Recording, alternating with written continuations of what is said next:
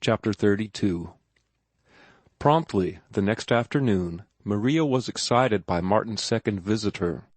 But she did not lose her head this time, for she seated Brissenden in her parlor's grandeur of respectability. "Hope you don't mind my coming," Brissenden began. "No, not at all," Martin answered, shaking hands and waving him to the solitary chair, himself taking to the bed. "But how did you know where I lived?" "Called up the Morses. Miss Morse answered the phone, and here I am." He tugged at his coat pocket and flung a thin volume on the table. "There's a book by a poet. Read it and keep it." And then, in reply to Martin's protest, "What have I to do with books? I had another hemorrhage this morning. Got any whiskey? No, of course not. Wait a minute." He was off and away.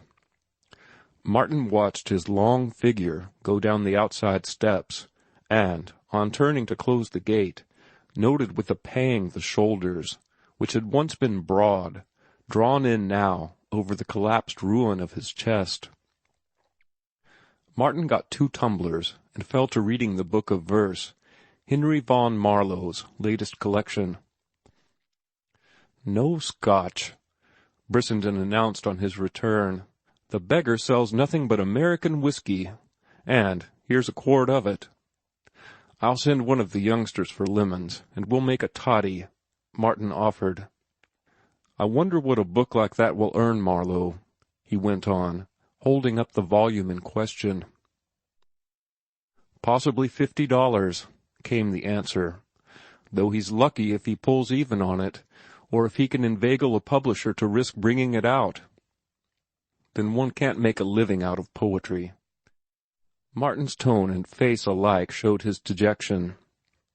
"Certainly not. What fool expects to? Out of rhyming, yes. There's Bruce and Virginia Spring and Sedgwick. They do very nicely. But poetry! Do you know how Vaughan Marlowe makes his living? Teaching in a boys' cramming joint down in Pennsylvania. And of all private little hells such as billet is the limit. I wouldn't trade places with him if he had 50 years of life before him. And yet his work stands out from the ruck of the contemporary versifiers as a Balas ruby among carrots. And the reviews he gets, damn them, all of them, the crass mannequins. Too much is written by men who can't write about the men who do write," Martin concurred. "Why, I was appalled at the quantities of rubbish written about Stevenson and his work. Ghouls and harpies," Brissenden snapped out, with clicking teeth. "Yes, I know the spawn. Complacently pecking at him for his Father Damien letter, analyzing him, weighing him, measuring him by the yardstick of their own miserable egos," Martin broke in. "Yes, that's it, a good phrase.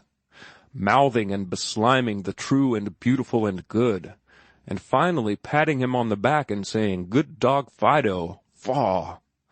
The little chattering daws of men. Richard Ralph called them the night he died. Pecking at stardust." Martin took up the strain warmly. "At the meteoric flight of the master men. I once wrote a squib on them, the critics, or the reviewers, rather." "Let's see it," Brissenden begged eagerly. So Martin unearthed a copy of Stardust, and during the reading of it, Brissenden chuckled, rubbed his hands, and forgot to sip his toddy. "Strikes me you've got a bit of stardust yourself, flung into a world of cowled gnomes who cannot see," was his comment at the end of it. "Of course it was snapped up by the first magazine." Martin ran over the pages of his manuscript book. "It has been refused by 27 of them." Brissenden essayed a long and hearty laugh, but broke down in a bit of coughing. "Say, you can't tell me you've tackled poetry," he gasped. "Let me see some of it." "Don't read it now," Martin pleaded. "I want to talk with you. I'll make up a bundle and you can take it home."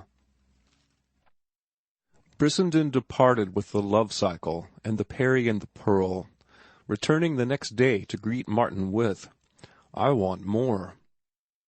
Not only did he assure Martin that he was a poet, but Martin learned that Brissenden also was one. He was swept off his feet by the other's work, and astounded that no attempt had been made to publish it. "A plague on all their houses," was Brissenden's answer to Martin's volunteering to market his work for him. "Love beauty for its own sake," was his counsel, "and leave the magazines alone. Back to your ships and your sea, that's my advice to you, Martin Eden. What do you want in these sick and rotten cities of men? You are cutting your throat every day you waste in them trying to prostitute beauty to the needs of magazinedom. What was it you quoted me the other day? Oh, yes. Man, the latest of the ephemera. Well, what do you, the latest of the ephemera, want with fame? If you got it, it would be poison to you. You are too simple, too elemental, and too rational, by my faith, to prosper on such pap. I hope you never do sell a line to the magazines. Beauty is the only master to serve. Serve her, and damn the multitude. Success.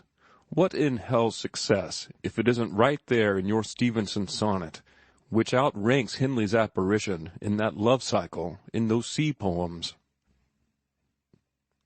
It is not in what you succeed in doing that you get your joy, but in the doing of it. You can't tell me, I know it. You know it. Beauty hurts you. It is an everlasting pain in you, a wound that does not heal, a knife of flame. Why should you palter with magazines? Let beauty be your end. Why should you mint beauty into gold? Anyway, you can't. So there's no use in my getting excited over it. You can read the magazines for 1,000 years, and you won't find the value of one line of Keats.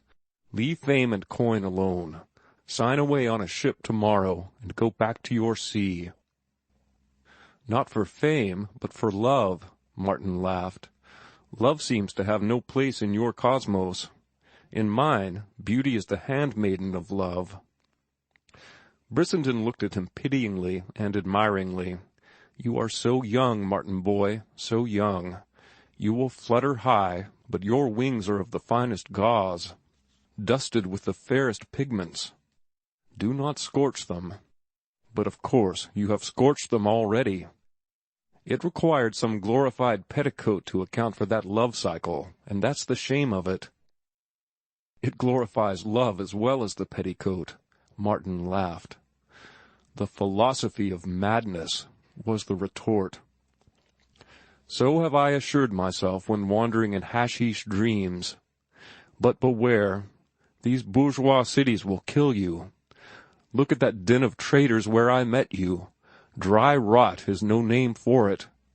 One can't keep his sanity in such an atmosphere. It's degrading.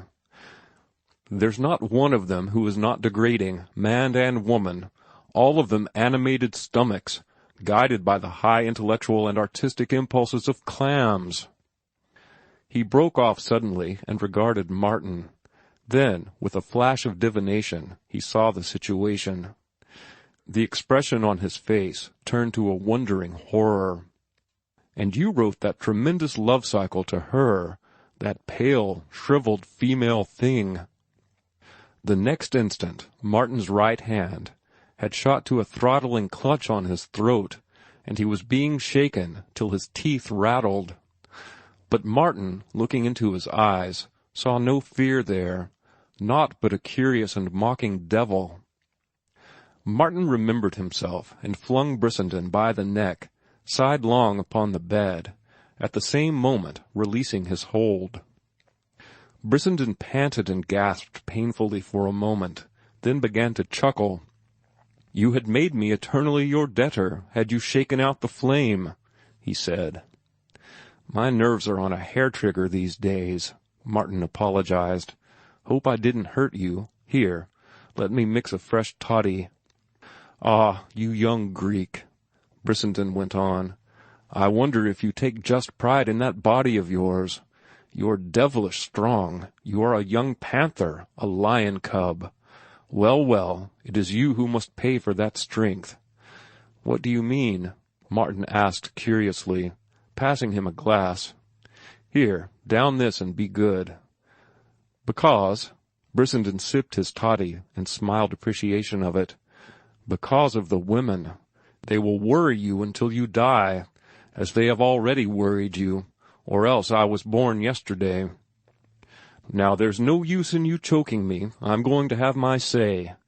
This is undoubtedly your calf love, but for beauty's sake show better taste next time. What under heaven do you want with a daughter of the bourgeoisie? Leave them alone. Pick out some great wanton flame of a woman, who laughs at life and jeers at death, and loves one while she may.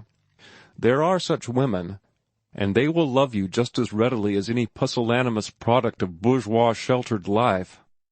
"Pusillanimous?" Martin protested.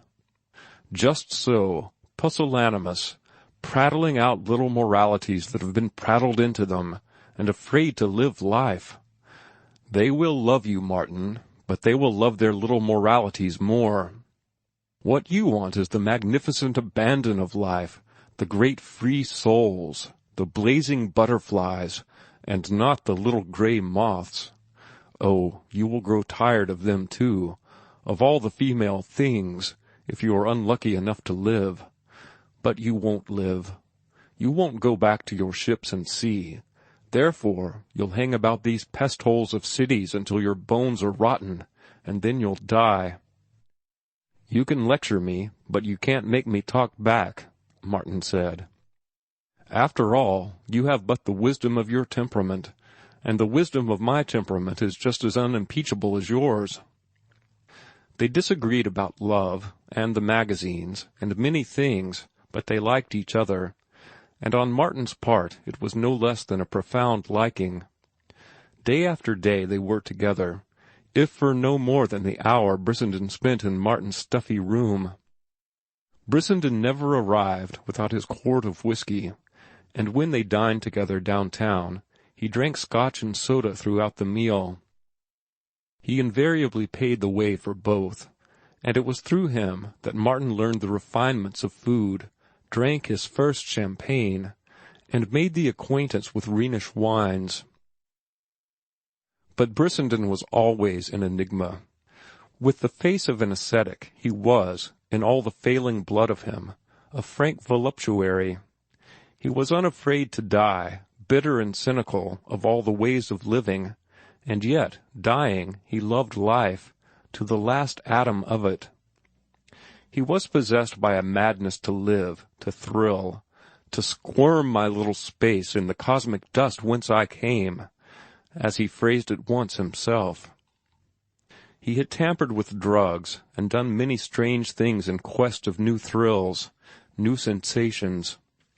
As he told Martin, he had once gone 3 days without water, had done so voluntarily, in order to experience the exquisite delight of such a thirst assuaged.